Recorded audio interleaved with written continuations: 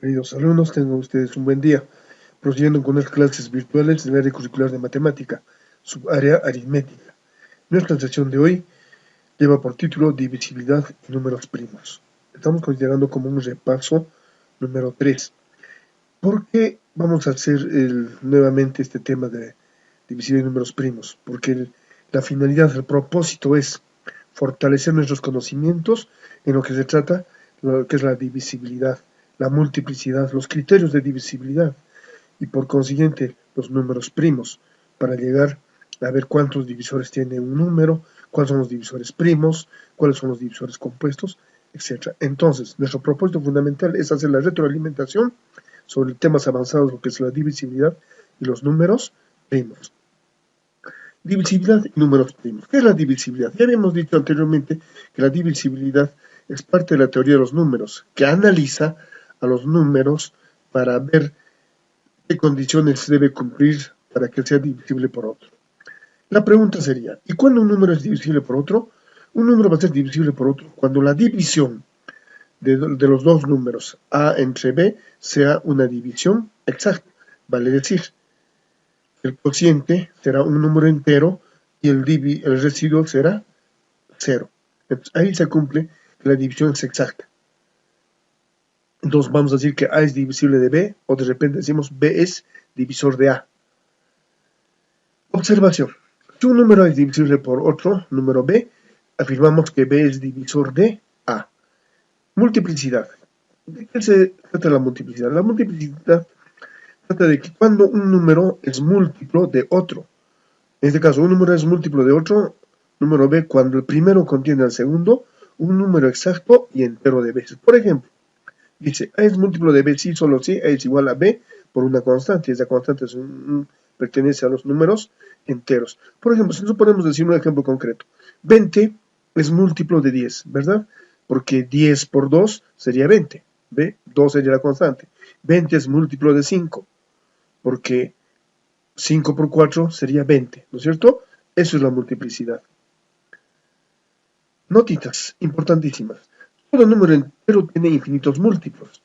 ¿Por qué decimos que tiene infinitos múltiplos? Porque los múltiplos de cualquier número vamos a determinar simplemente multiplicando por todos los números naturales, incluido el 0. Por ejemplo, ¿quiénes son múltiplos de 5? 5 por 0, 0. 5 por 1, 5. 5 por 2, 10. 15, 20, 25, etc. Entonces va a ser infinitos múltiplos. Entonces, ¿qué damos a conocer? Que el 0 es múltiplo de todo número entero positivo. Una segunda notita. Todo número entero tiene una cantidad finita de divisores. Al contrario de los múltiplos, los divisores de un número son limitados. Por ejemplo, ¿quiénes son los divisores de 10? De 10 el divisor sería el 1, el 2, el 5 y el 10. Divisores de 20, el 1, el 2, el 4, el 5, el 10, el 20. Entonces el 1 es divisor de todo entero positivo, es divisor común. No te lo olvides. Así como el 0 es múltiplo de cualquier número, el 1 es divisor de cualquier número. Dos propiedades importantísimas. Esa nota. Si un número no es divisible por otro, se podrá expresar, dice la multiplicidad, empleando el residuo. Vale decir, 40 no es múltiplo de 7, ¿no es cierto? Porque 7 por 5 es 35. Entonces, habría un residuo 5. Entonces, ¿qué se dice? 40 es múltiplo de 7 más el residuo que es 5. Entonces, la multiplicidad también se puede dar a conocer en función de los residuos. Y finalmente, la cuarta notita tenemos principios de la divisibilidad. Con los múltiplos de los diferentes números podemos realizar operaciones como la suma, la resta, la multiplicación o la potenciación. Miren, un múltiplo de n más otro múltiplo de n sigue siendo múltiplo de n. O un múltiplo de n menos múltiplo de n sigue siendo múltiplo de n. Por ejemplo, múltiplo de 4 más múltiplo de 4 va a ser otro múltiplo de 4. O múltiplo de 4 menos múltiplo de 4 será múltiplo de 4, a pesar de que sea 0. Por eso 0 es múltiplo común de todos. Ahora, un múltiplo por una constante sigue siendo múltiplo de ese número n. Por ejemplo, múltiplos de 5. Podemos decir 5 por 4 es 20. 20 es múltiplo también de 5, ¿sí o no? En la potenciación, múltiplo de n elevado al exponente k sigue siendo un múltiplo de n. ¿Por qué? Porque si hablamos, por ejemplo, del número 2, su múltiplo puede ser 4, 8, etc. ¿cierto? Entonces, múltiplo de n elevado al exponente sigue siendo múltiplo de n. 2 es múltiplo de 2 a la cuarta, múltiplo de 2 a la octava, múltiplo de 2 a la décima. Como ven, podemos realizar operaciones utilizando la multiplicidad. Criterios de divisibilidad. Este es el objetivo o de repente el propósito más importante del tema de la divisibilidad. ¿Por qué? Porque tenemos que conocer los números, cuándo van a ser divisibles o múltiplos de algún valor. Principales criterios. Hablemos, división por 2. ¿Cuándo un número es divisible por 2? Un número será divisible por 2 cuando su última cifra termine en 0 o cifra par. Aquí dice, ABCD es un número de 4 cifras, es múltiplo de 2, sí, solo sí, la última cifra D puede ser múltiplos de 2. ¿Quiénes son múltiplos de 2? El 0, el 2, el 4, el 6, 8. Múltiplo de 4 o división por 4. Un número es divisible por 4 cuando las dos últimas cifras van a ser múltiplos de 4. Entonces, en este caso, DE, el número de dos cifras de E, debe ser múltiplo de 4. ¿Y qué valor tomaría entonces? Debe ser 2 ceros, puede ser 4, 8, 12, 16, 20, etcétera, etcétera. División por 8. En forma similar a los anteriores. Un número va a ser divisible por 8 cuando las tres últimas cifras sean múltiplos de 8. Si es un múltiplo de 8 será 0, 8, 16, 24, etc. División por 3. Un número va a ser divisible por 3 cuando sumada las cifras del numeral sea múltiplo de 3. Mire, el numeral de 4 cifras, A, B, C, D es múltiplo de 3, dice. A, B, C, D. Entonces, A más B más C más D debe ser múltiplo de 3. ¿Qué son múltiplos de 3? El 0, el 3, el 6, el 9, el 12, etc. Divisibilidad por 9 es similar al caso anterior. Cuando sumadas sus cifras nos dé múltiplo de 9. El número de 4 cifras A, B, C, D múltiplo de 9. Si solo si la suma de las cifras debe ser múltiplo de 9. ¿Y quiénes son múltiplos de 9? Será el 0, el 9, el 18, el 27, etc. Mucho cuidado hay que tener aquí. A pesar que estos son bastante similares, un número que sea múltiplo de 3 no siempre va a ser múltiplo de 9. Pero un número que es múltiplo de 9 siempre va a ser múltiplo de 3. Entonces ahí están las diferencias que puede existir. Divisibilidad por 9. ¿Cuándo un número es divisible por 9? Cuando la última cifra es 0 o 5. Así de práctico. ¿Cuándo era un número divisible por 25? Cuando las dos últimas cifras sean múltiplos de 25. ¿Y qué son múltiplos de 25? 0, 25, 50, 75. Sucesivamente podemos ir prolongando a las potencias de base 5, como para 125, etc. División por 6. ¿Cuándo es divisible por 6? En este caso va a tener que cumplir dos condiciones importantísimas. Primero, que sea divisible por 2 y a su vez que sea divisible por 3. Entonces, para que sea divisible por 2, este número ABCD D debe ser 0 o una cifra par.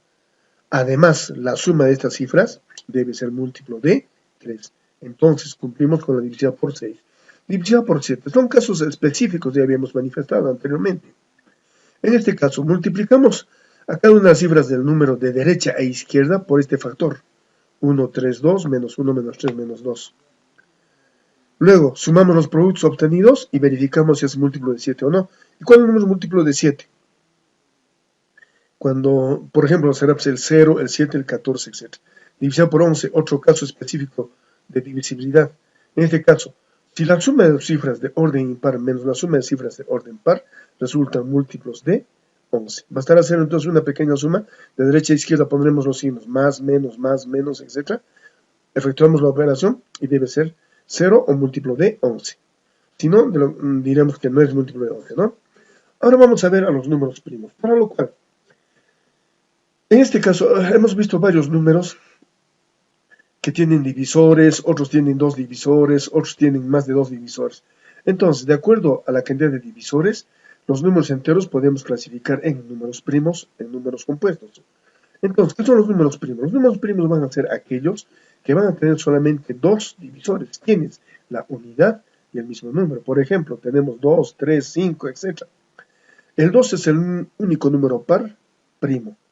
El 3, el 2 y el 3 son los únicos números consecutivos. ¿De acuerdo?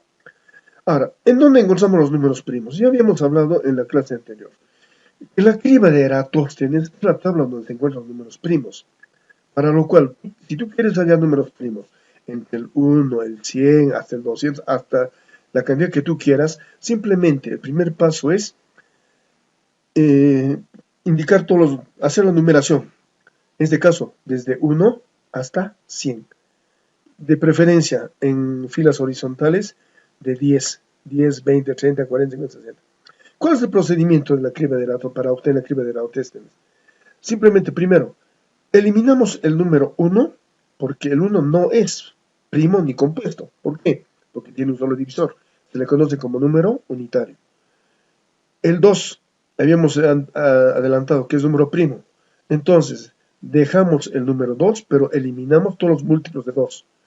¿Quiénes son los múltiplos de 2? Será pues, el 4, el 6, 8, 10, 12, 14, 16, 18, 20, 22, 24, 26, 28, 30, sucesivamente. ¿Por qué? Son los que terminan en cifra par o simplemente en 0, ¿verdad? Todos esos vienen a ser los múltiplos de 2. Continuamos, estamos 60, 62, 64, 66, 68, 70, 72, 74, 76, 78, 80, 82, 84, 86, 88, 90, 92, 94, 96, 98, 100.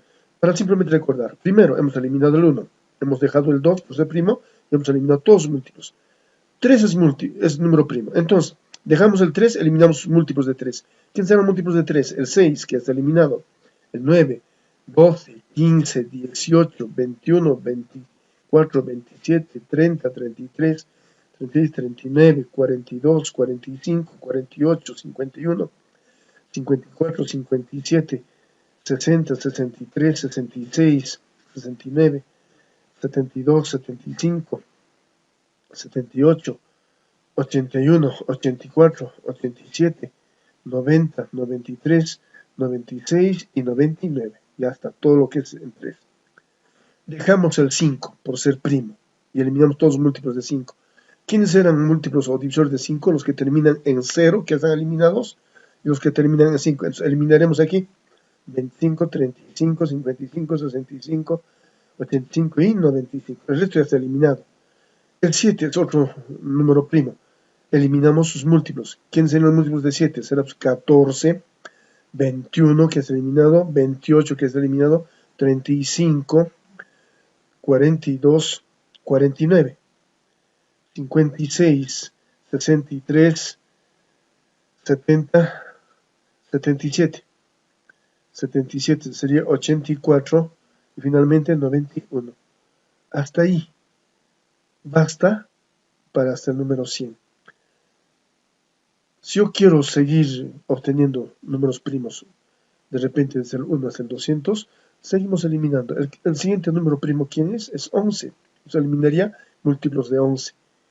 El siguiente sería 13, eliminaría múltiplos de 13. Pero como estamos hablando solamente hasta 100, los que han quedado básicamente son los números primos. Mira, el 2, el 3, el 5, 7, 11, 13, 17, 19, 23, 29, 31, 37, 41, 43, 47, 53, 59, 61, 67, 71, 73, 79, 83, 89 y 97.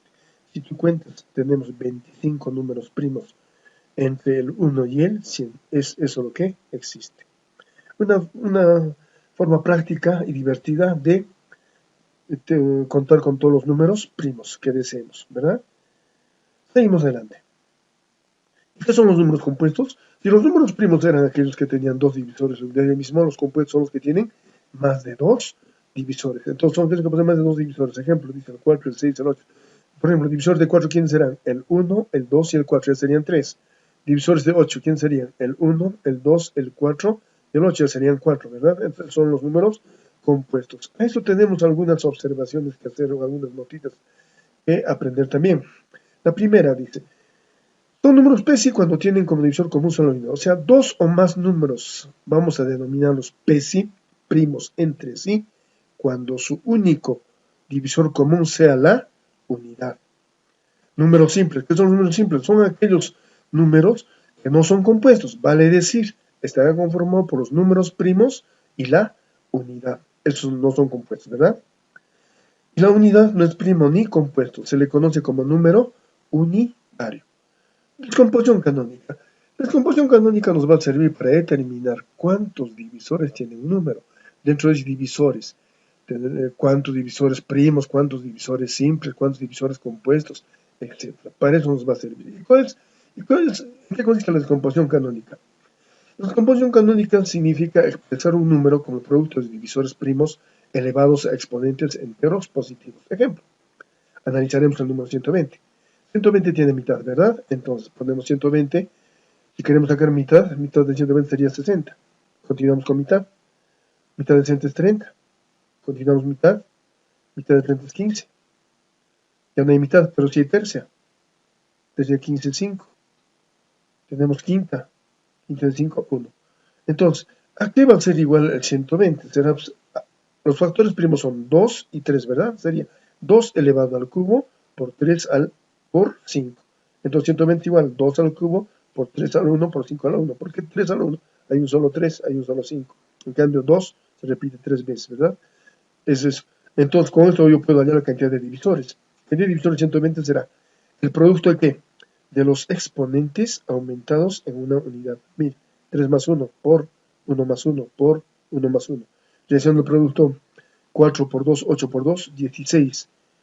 Y esos 16 divisores de 120, ¿quiénes son? El 1. El 1 no es primo ni compuesto, acuérdate. El 2, 3, 5, si son primos. El resto son compuestos. 4, 6, 8, 10, 12, 15, 20, 24, 30 y 120, que son los 16 divisores para 120. Conclusiones. Si la descomposición canónica es n igual a la alfa, b a la b y c a la c, entonces cantidad de divisores de este numeral n había sido el producto de los exponentes aumentados en una unidad a más 1, b más 1, c más 1. Segunda conclusión. Para todo entero positivo se cumple que la cantidad de divisores está conformado por divisores primos más divisores compuestos más la unidad. En el ejercicio anterior que hemos visto, los divisores primos vendrían a ser era el 2, el 3 y el 5 para 120, ¿verdad? Y los divisores compuestos, todo lo que estaba en negrita. El 1 estaba en rojo, pero que no es primo ni compuesto. ¿Estamos bien? Entonces, cantidad de divisores, ¿conformado por quiénes? Están los divisores primos, los divisores compuestos y la unidad. Es más, a los divisores primos y a la unidad se le conoce como los divisores simples. Tercera conclusión, los divisores primos son las bases de la descomposición canónica. O sea, siempre que se haga una descomposición canónica, las bases tienen que ser números primos, siempre, siempre. Acuérdate ese detalle, por favor. Bien, una vez más fortalecido nuestro conocimiento en lo que es la divisibilidad y los números primos, ahora pasamos a resolver algunos problemas, o sea, pasamos a la parte práctica, para lo cual yo te invito a que tú observes con mucha atención los siguientes videos y, de acuerdo a eso, empecemos a trabajar. Pero mi pregunta antes de finalizar sería, ¿qué te pareció la sesión de hoy de retroalimentación? Yo creo que más interesante todavía, porque ya tenemos conocimiento de los temas que hemos trabajado, ¿verdad? Entonces, pasamos a la siguiente parte, por favor.